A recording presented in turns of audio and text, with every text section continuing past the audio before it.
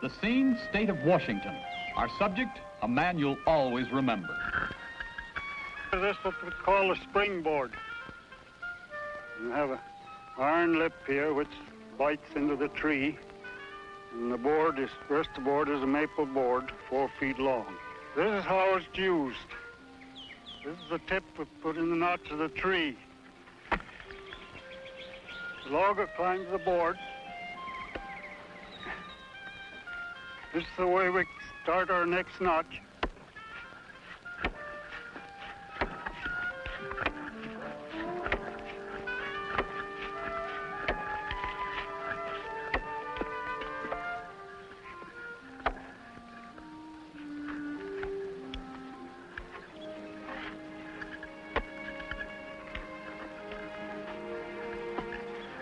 This is the way it goes, all the way up to the top of the tree.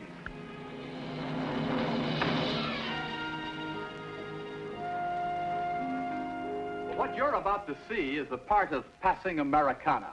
As with almost every industry in every section of the country, mechanization has come to the verdant pine forests of the Pacific Northwest, where once horses and mules and men and wood-burning steam engines sweated and strained and tugged and chugged, now electricity and gasoline perform their tasks with relative ease.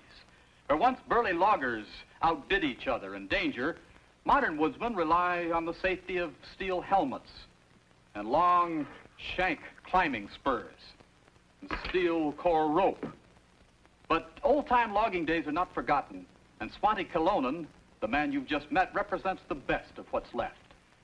Now, this letter that I have is from Kenneth Rose of Shelton, Washington, and it led us to Swanty. It says, "Here's something I'd like to see on you ask for it," and it enclosed clippings of Swanty at work.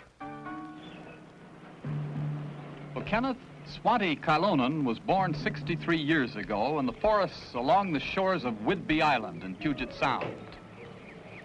He was among the first woodsmen ever to go high on the springboards, as they call them. And so far as we've been able to find out, he's the only man alive in America today who still performs this breathtaking feat.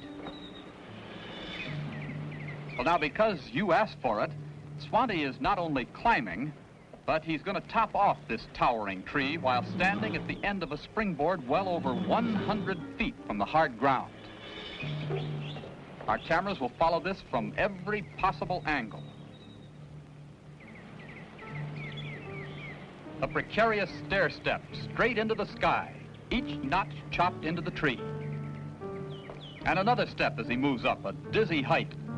Kenneth, I'd advise you never to try this. It's an art and skill handed down from generation to generation, and one that's known to Swanty alone.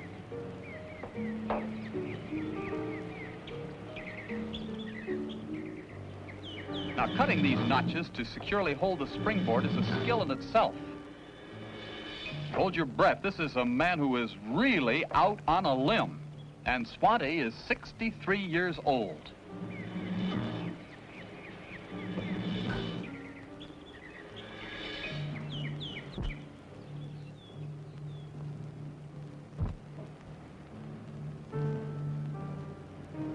A tremendous sense of balance, unwavering confidence.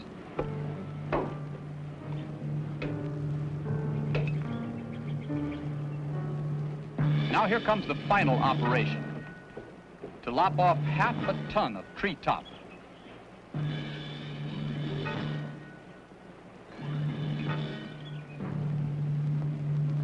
There's plenty of sway when that happens, so once it goes, hang on.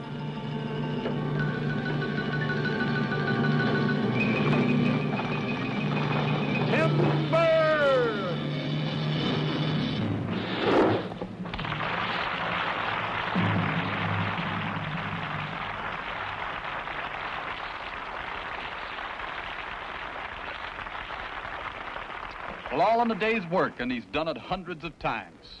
As for us, we can only stand and wonder.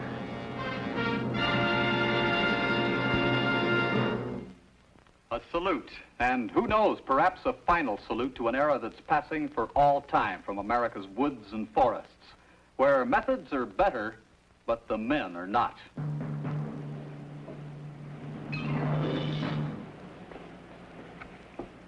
And how does Swanty get down? Well, the same way he came up, of course.